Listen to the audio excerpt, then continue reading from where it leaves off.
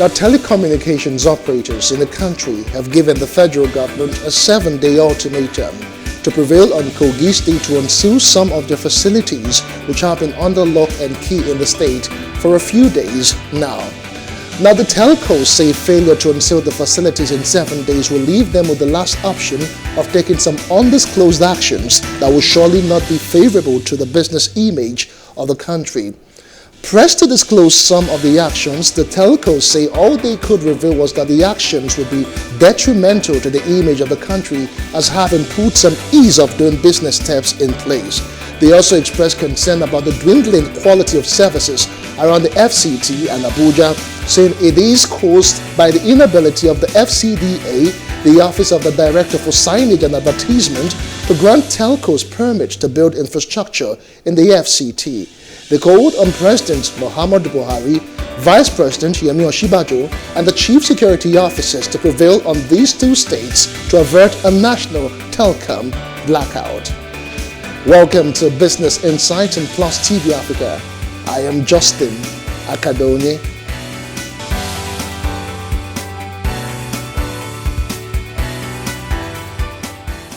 Now, did you know that 174 million lack access to cooking gas in Nigeria?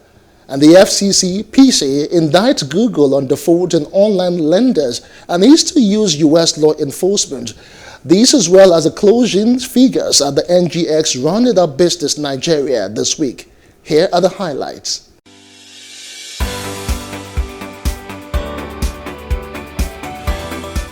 The Federal Competition and Consumer Protection Commission, FCCPC, has blamed Google for the inability to trace the owners of some defaulting online money lending banks over consumer rights violations.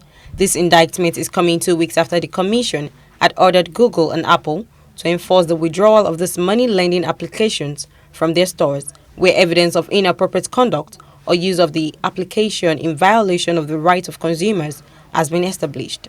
This was made known by the Executive Vice Chairman, Chief Executive Officer, Mr. Babatunde Urukira, while speaking at a collaborative engagement with journalists on Thursday in Lagos.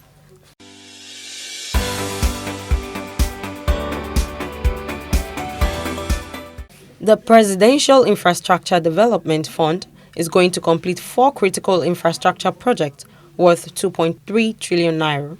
This is according to the Nigeria Sovereign Investment Authority. A presentation by the NSIA at the 7th edition of Africa Road Builders event in Abuja indicated that part of the fund was being deployed for the construction of the Lagos-Ibadan Expressway, Abuja-Kaduna-Zaria-Kano Road, Second Niger Bridge and Mambila Hydropower Project. This came as the NSIA delivered 16 security vehicles to the Nigeria Police Force to help boost economic activities on the Abuja-Kaduna-Kano Road, following the directives of the President Muhammadu Buhari.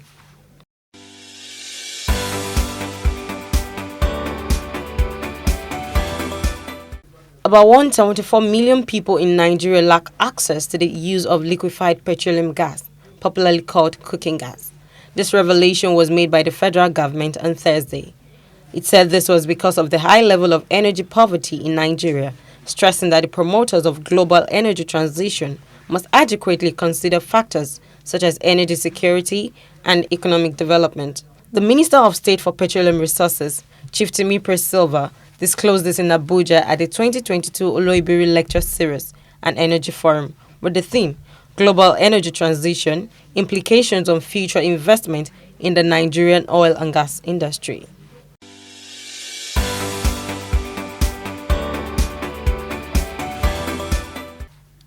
The Organization of Petroleum Exporting Countries has raised Nigeria's oil production quota from the 1.735 million barrels per day target approved in April 2022 to a new target of 1.753 million barrels per day for May 2022. OPEC's increased oil production quota for Nigeria came as the federal government called for an inclusive energy transition that would be beneficial to not just Nigeria, but to other countries in Africa. The Vice President, Professor Yemi Osinbajo, made the call at the Domestic Gas Summit 2022, organized by the Abuja Chamber of Commerce and Industry, with the theme, Building a Sustainable Gas Economy.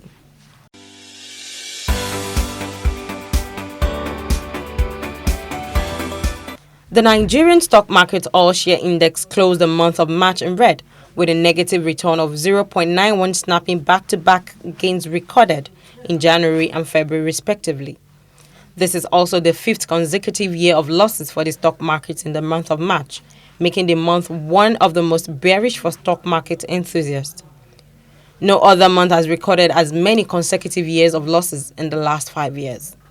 The majority of Nigerian stocks released their audited financial statements during the month and followed with dividend announcements and other forms of corporate actions. However, this was not enough to stop stocks from losing ground in March.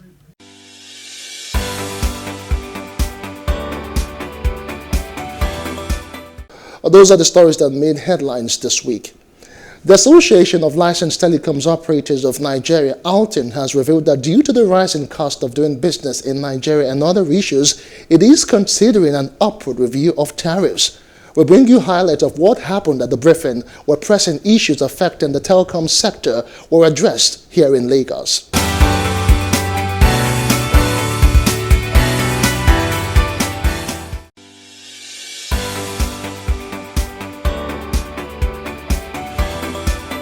This certainly is a major escalation. The other thing is the degrading of services at the FCT. You may have noticed, those of you who visit Abuja regularly, that sometimes between the airport and the city, it's actually difficult to sustain a call or to originate a call. That's not because of any other problem other than that due to problems with the Abuja authorities, we are unable to expand capacity, we are unable to deploy new sites. The other is the issue of rising cost of energy. It's no longer news to you that cost of diesel supply, which is a major source of energy for us in the industry, has gone up by several percent. By last count, someone said to me it has now gone up by 200% or more. A number of you are very good in arithmetic. It used to be 260 naira. Today is at 750 as we speak this morning. So there is also that impact. And the last is the issue of safety of our people, those who work for us.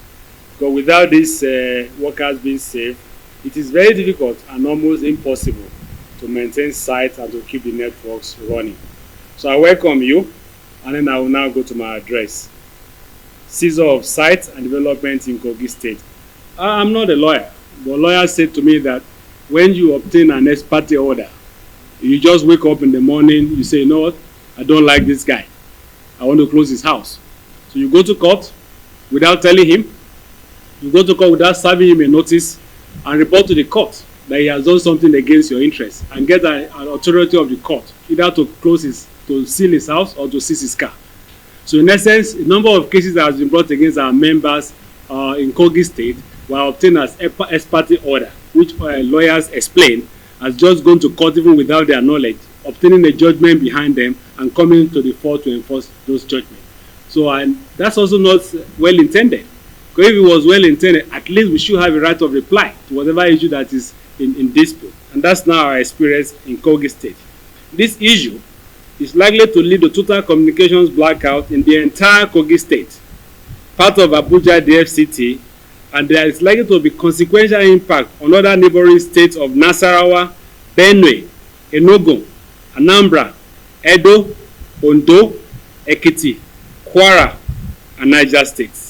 These are states that share either geographical or telecom borders with Kogi State. Geographical is that they are nearby in terms of physical location. Telecom could be by they are connected by way of links. This could be by radio link or it could be by fiber link. But Kogi State hold the hub for those kind of connections. And therefore, if the effects of this closure in Kogi State most likely will affect this state. If it does happen, like I said in my opening remarks, we are no longer able to refuel telecom sites in Kogi. We are no longer able to access those sites. And the more this site power down, the more the spillover effect, not just on Kogi, but on other neighboring sites around Kogi State. We are not going to power down the national network. So it's not a threat to shutting down network site. And please do not misquote me. But we will be left with no option than to seek government intervention at higher levels to do whatever it is possible to compel government of Kogi State and that of FCDA to do something.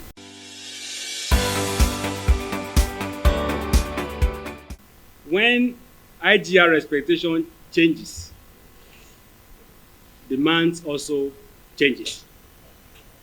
So in 2020, 2020, when we had this problem, we had some landing in way of we went back and forth. There was some reasonableness in the demand, and then we continued.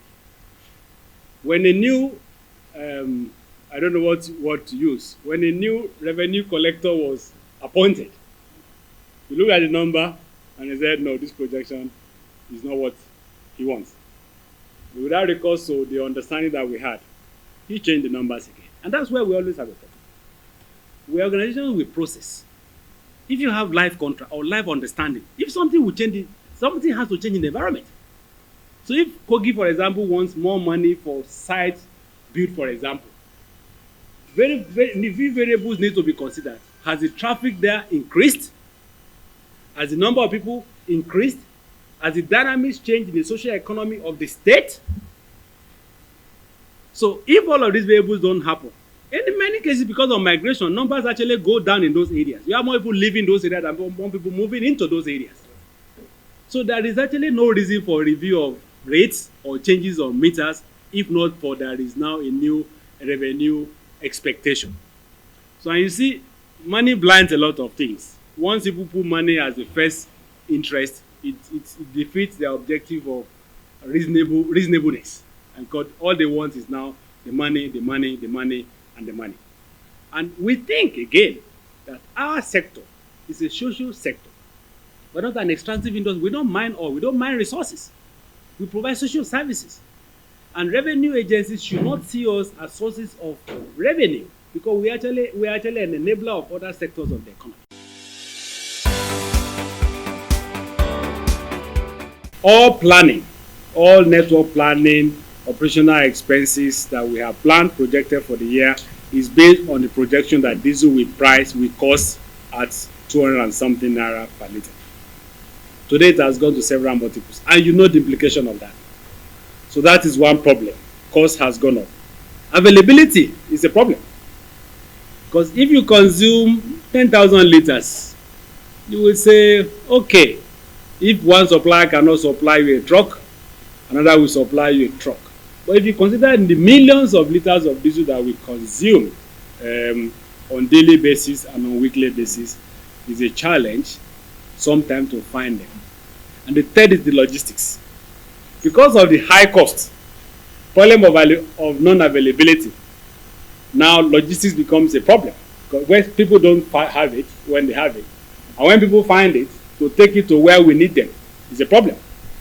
Rather, I mean, you know, people who do home delivery, if they are delivering to you in VI, which is near their depot, the cost is X. They have to go to 50 miles away, the cost is X plus Y. But if they have to go from depot to 200 miles away to the interland, where we have most of the services, the cost is X plus Y plus Z. So it's quite significant. And so we will be approaching government for some form of intervention. But we are mindful about the high cost of living. We are mindful about the implication of this on the economy and on citizens. And so we are not going to talk about direct price increase, though there is need for that as we speak, but we will be approaching government for some kind of intervention to cushion the effect of that on us as an industry. If that is done, we think that we'll be able to continue to provide services for the people at the rate that will be currently served. However, there's a proviso to that, and that's that if we are unable to get any form of intervention in whatever form, we need to approach our regulator to do what we call realistic pricing. So on the issue of alternative power supply, what we are looking at, it's very interesting. Very, very interesting. In the first instance, you can't change because we're not talking about 2-3 sites across the country. We are talking about several thousands of sites across the country. Migration of any form of technology takes, other than investment, it takes time and all that. So you can provide an intervention by saying this is now 70 naira or 750 naira. Let me remove the generators and provide solar. It takes time. If we are talking about 2-3 sites, you can say let's go to the open market, and we're talking about thousands of sites. You need to procure, you need to order, you need to check and all that.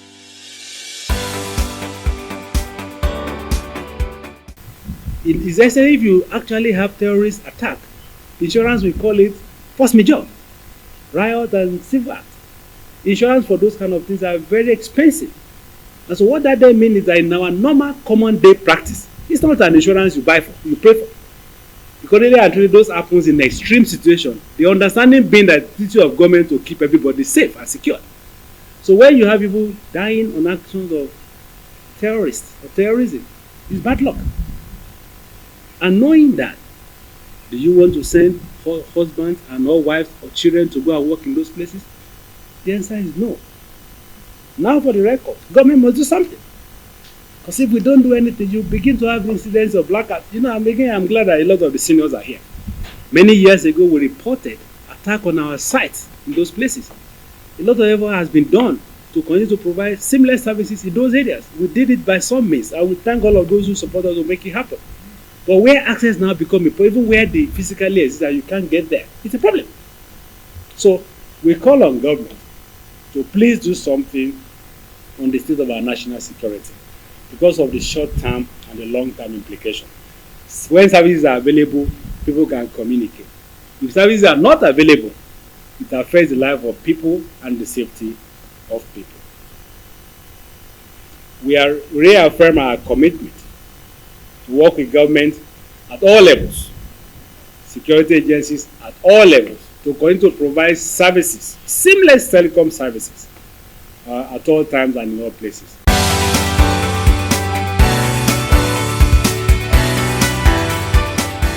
And now to financial inclusion. The value of point-of-sales POS transactions made in Nigeria jumped to 3.01 trillion naira in the first half of 2021, with a total volume of 462.11 million transactions in the same period. Now, this represents a 50% increase compared to 2 trillion naira recorded in the corresponding period of 2020, and a 10.3% increase against 2.7.2 trillion naira recorded in the second half of 2020. However, stakeholders want the Association of Mobile Money and Bank Agents of Nigeria, AMBAN, to stem the rising trend of alleged POS customer data mining, which has led to people's money being stolen from their bank accounts. Find out more in this report.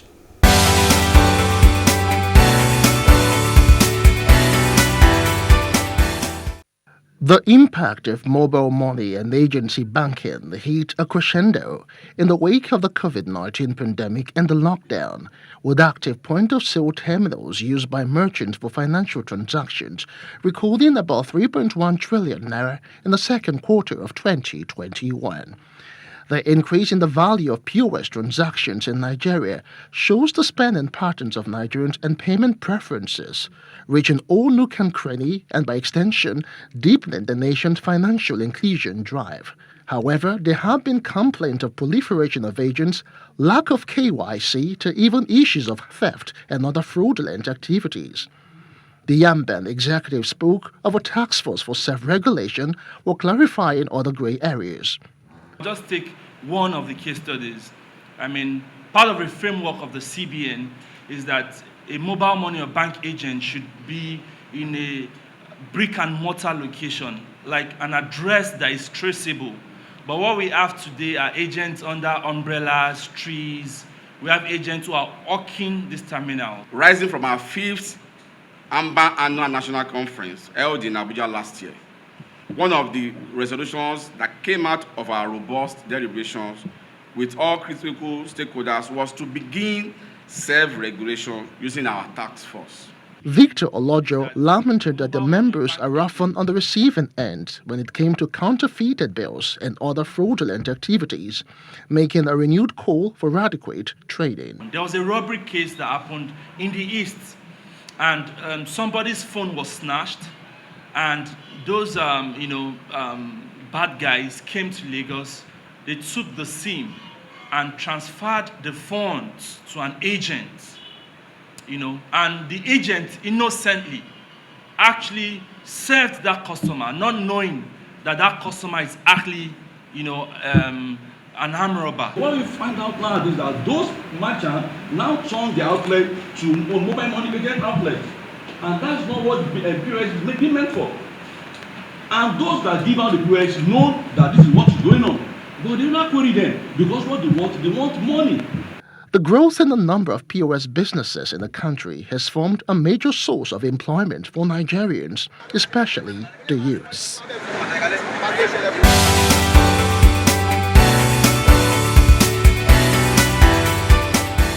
As we go, here are some useful hints on how to revive a dying business. My name is Justin Akademi. See you again next time.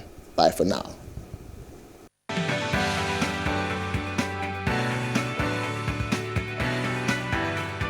5 ways to revive a dying business. Is your business showing signs of distress, or is it straight up tanking? There are simple measures you can take to bring it back from the brink. Your business might be dying, but it doesn't have to mean it's over. Here are 5 things you can do to save your dying business and also help it thrive. 1. Evaluate your situation honestly. Before physicians treat a patient, they do all kinds of tests and make a diagnosis. So when you realize that your business is in serious trouble, stop. You need to take a good hard look at your company to evaluate and assess what's going wrong. You can't take action without knowing where to start. Second, rethink your strategy. The way you think about your failure is key to your success. After reevaluating your company, chances are you have found where you went wrong and you're ready to redefine and rethink your strategy. You have decided not to give up and you are determined to succeed. This is a great step in reviving a dying business, but is also a hard one. 3. Focus on your people. You may think that the problem is in your software, hardware, or your data, but the best business are the ones that run with soul. Your most important asset are your people, your employees. When your company seems to be falling, reevaluate not just your strategy, but those who need to execute it. If necessary, get rid of those who are slowing you down and hire those who will help you revive your dying business. 4. Let go of pride and fear.